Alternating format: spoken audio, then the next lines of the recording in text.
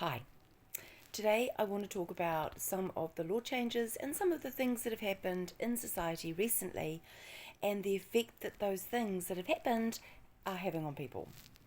A lot of people, but I'm going to use my situation as an example because it's a great prime example of what's going on and how people can be affected badly.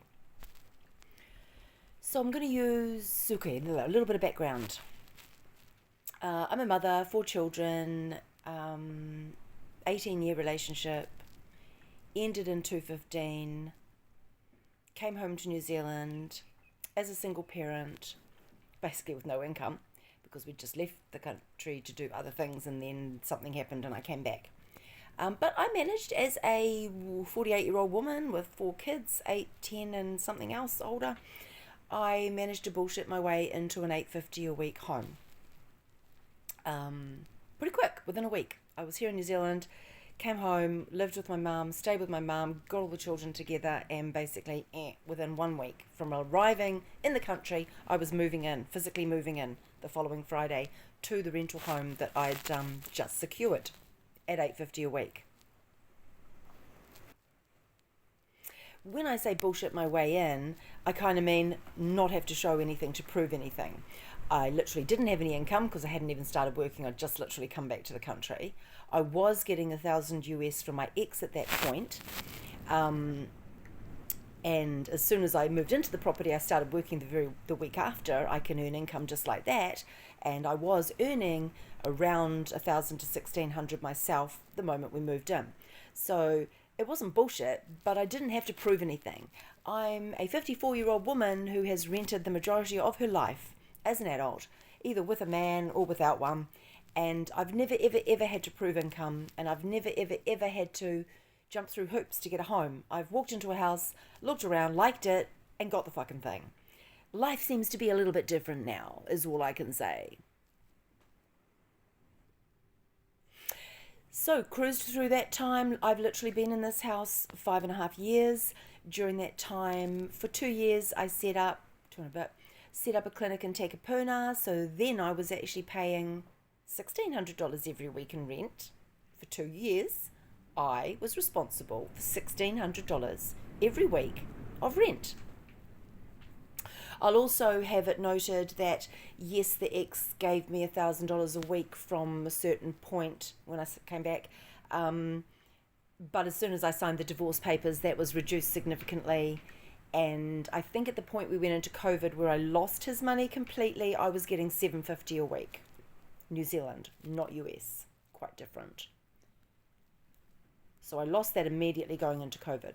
But I've been responsible for a lot of rent most of my adult life, and I've also, as I say, had an easy time getting houses. No problemo. Things are different now. So the first sign really that there was any trouble in my life was when COVID hit the shores and the government started adhering to lines of information that started to disrupt everything. And I immediately lost the $750 a week that I was getting from my ex, and I immediately lost all of my income for a period of time that we were in lockdown. There's something I want to say about all this stuff that isn't as important as the details. Hold on, let me think for a minute. I guess I really just want it to be known that I was actually doing okay, responsible for all the rent and all of the everything. And yeah, there were difficult times at times, but I was doing it. COVID came along. Within a very short period of time, I managed to be $4,000 behind in rent. Now, the money wasn't coming in to support the entire lifestyle. You know, living in a house, having the power on, and eating. That's all we really were allowed to do at that point. So I don't know how other people do it, and this probably isn't a great advertisement for me as a tenant, but I feed the children before I pay the bills and pay the rent. So in my calculations of what was coming in at the time of COVID and how much rent I had to pay and how much was left, I had to make the calculation, and I had to make a decision that I think most mothers would make about feeding the children first, making sure there was food on the plate, and then making sure the bills were paid. So that's what I did. So I ended up paying only $600 a week in lockdown. And I was after some negotiation with the owner, etc. And that's another story. But lo and behold, I didn't get it because I didn't play the game properly, really, with the rules and regulations, and didn't pay enough attention to the emails when they did come in. My fault. So I didn't get any discount. But anyway, got a tribunal hearing that basically told me to pay off that $4,000, which I fully intended to, along with some discount for the situation, which I didn't get. Also want it noted that I did get 2 months of free rent in my commercial property. So landlords, you fucking suck, most of you. Shouldn't say that either because I'm trying to find a landlord. Okay.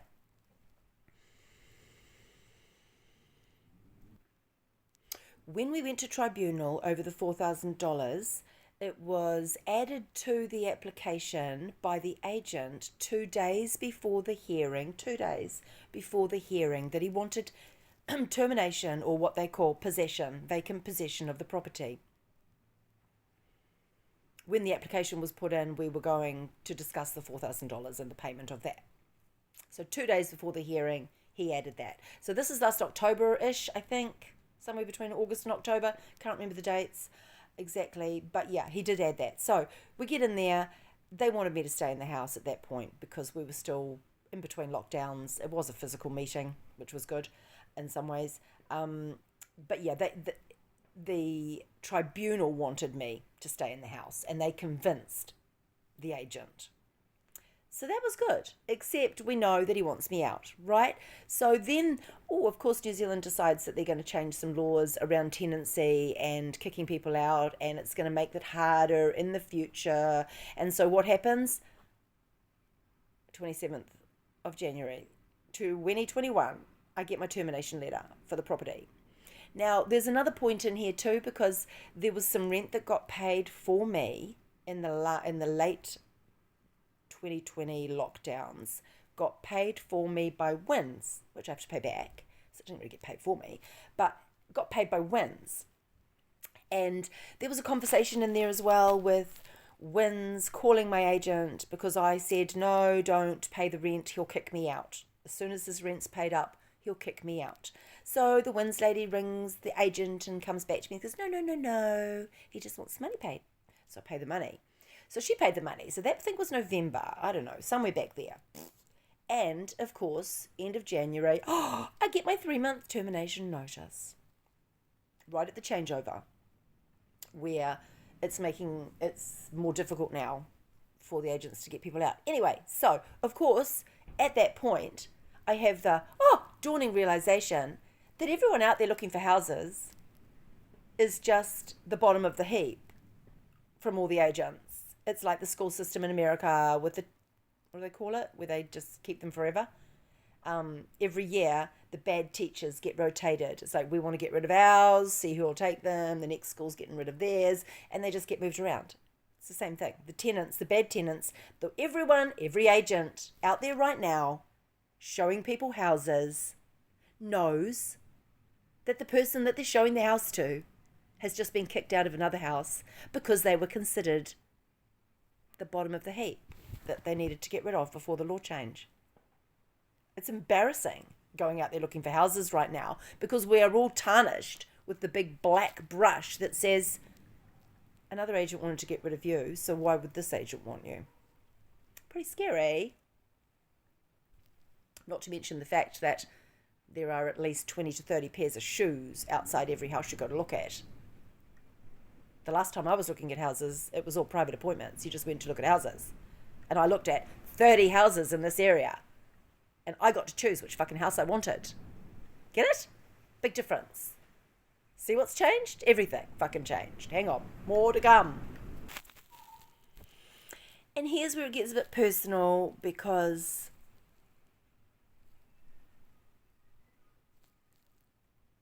I won't get a house looking at houses that way. Because I've managed to fuck over my credit rating. So, never really been into them, done several things in the past financially that got me to the point of like saying fuck you to credit cards. till I got divorced, of course, till the husband left, and the pocketbook left to a large degree, because obviously I was more of a minor earner in my relationship, and he was the big pocketbook. So I got a credit card when I came back here, because they fucking gave me one, and I'm like, if a bank gives me a fucking credit card, woe be it over them. Said the same thing about IRD and the loan, but anyway. So the credit card just gets what credit cards get. Now, I'm a true believer that the banking system is fucking fraud, and that the credit card is only bringing money and I know the credit card is only bringing money into existence when I use it to buy that pretty dress. The money's created, and I have to pay the money and the interest on it back to the bank when there was no money there to buy it initially. It's all nothing, right? So I admit, over the years, I've stopped paying and got out of paying several credit cards that have never really impacted me, other than the fact that I just got to keep that money and not pay it, right? So the same thing happened with this one. I mean, honestly, seriously, fucking bills and food went on that. Sure, I might have been getting 1,000 from the ex most weeks, but sometimes I didn't. And the weeks I didn't, I had to use the credit card often. And I remember putting food and pulling out money for rent.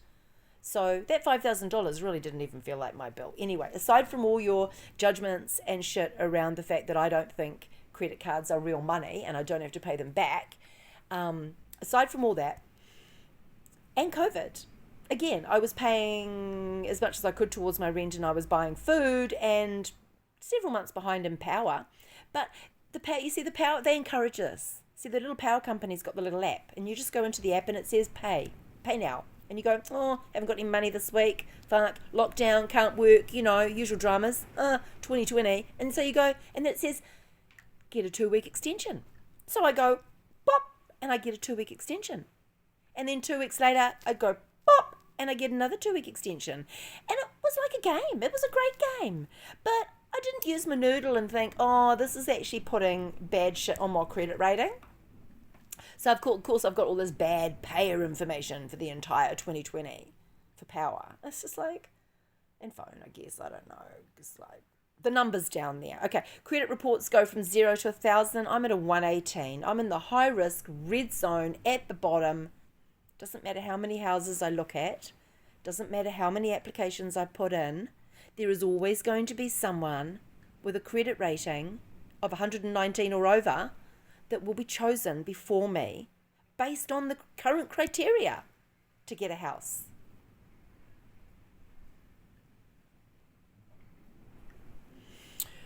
So I'll reiterate.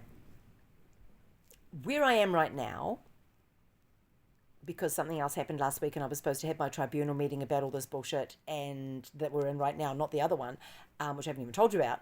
And I had to cancel it, basically, had to postpone it because my father died that morning. So my father died. I didn't do my tribunal meeting. It's now scheduled for the 16th of April, and I have to be out of this house on the 27th of April, 11 days after. So there was a little sequence in here where retaliatory action can be claimed when you tell the agent or the landlord that something's broken and they haven't fixed it. Forget they haven't fixed it. You tell them something's broken, and within 28 days they say, fuck off out of here, we want possession. And that happened. So when that happens, I put in an application to the tribunal, and I think I will call on Monday to find out, but I think it immediately puts the 3-month get the fuck out on hold. So I'm hoping that's the case and that will be on hold. When that's on hold, then I'm happy to wait. If I know it is on hold, then I'm happy to wait until the 16th and go in and have my tribunal doodah.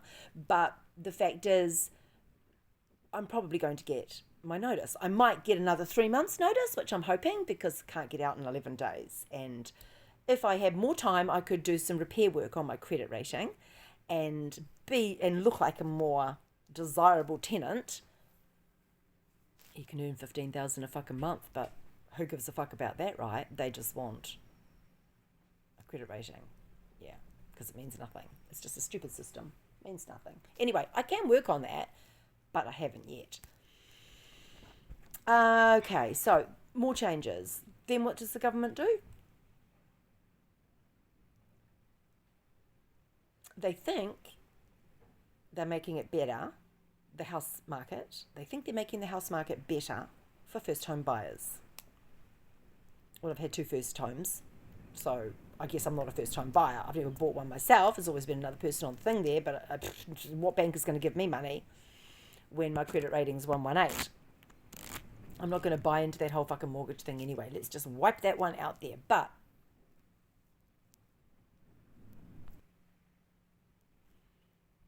they took away the incentive, which was the tax credit on the interest for your mortgage on your rental property, taking it off the income. And of course, listening to people, radio stations, call times, that sort of thing. Basically, it's going to mean that 90% of the rental houses in New Zealand are mum and pops, got a home they live in, buy one to rent out. They can't pay another $5,000 or more on an average size rental tax a year. So they're going to do one of 2 things. Pretty simple. They're going to sell it and get out, take the money and run, which would be what I would do right now if I was in their shoes. Or they put that money that they're not getting anymore and that they need because their whole lifestyle is all set up around a certain configuration of funds moving in certain directions to support their lifestyle, whatever that is. They're going to take that $5,000 and divide it up into 52 and say, here, Mr. Renter, this now goes on top. So in a small property, that's about $75 a week.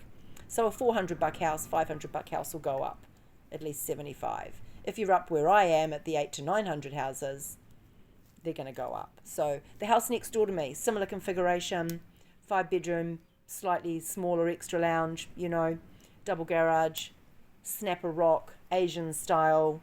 They were all built around 2006. Actually, they're only worth, this one, $680,000 the first time it sold, 2006. Then in 2014-ish, goes for 1.1 million. Now the one across the road is 1.4. Anyway, the one next door, just been sold, don't know the number, should go look it up. Doing some shit to it, going to be rented, $1,000. I'm 900. I started at 850 in this house. I'm 900. That one's going to be 1,000. That's what they're going to do. I've paid them nearly $250,000 in nearly 6 years, and they're going to take that money and redo the house and charge the next person more. Well, they can't do it unless I find a house to move to. So I'm in a situation where I have nowhere to go. I'm a self-employed woman with 3 children in the house. I've got a 21-year-old daughter who is studying osteopathy, and she's in her 4th year. Woo! I've got a boy at school in year 9, and I've got a boy at home who's year 11. We've got a little dog, Pompoo, called Ruby, and a cat called Ash. And I need somewhere to live with my family from the 27th of April. How many more people are there like me? If I don't have anywhere to go, I don't have anywhere to go. I don't have family that can take me in. I cannot go in emergency housing unless I shut down my entire business, lie to the government for the rest of my life because I didn't shut down my business, and go on the benefit.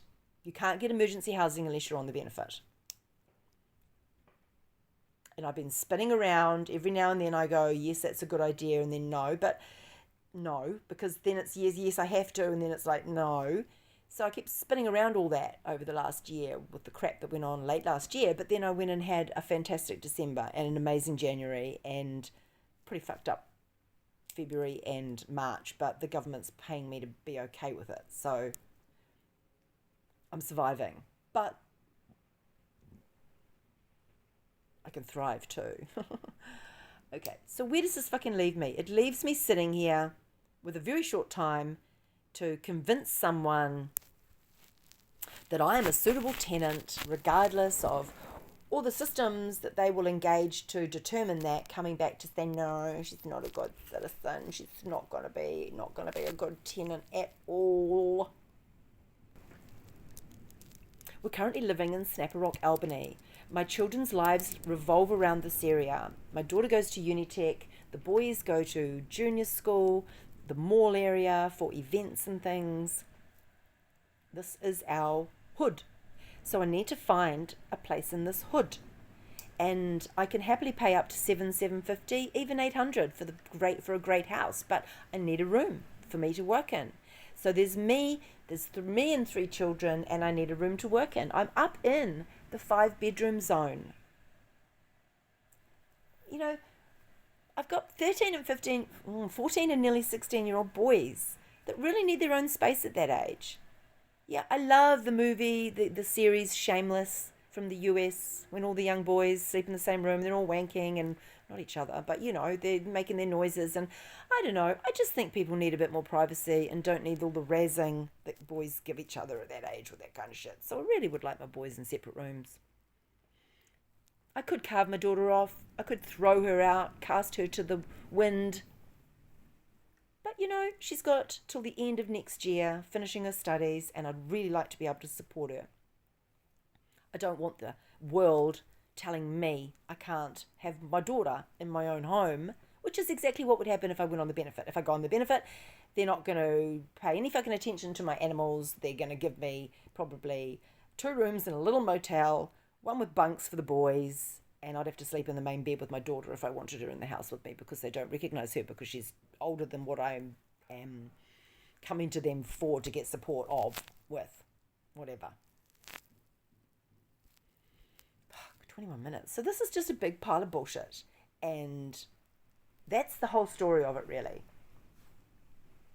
I just we cremated Dad, my father, yesterday.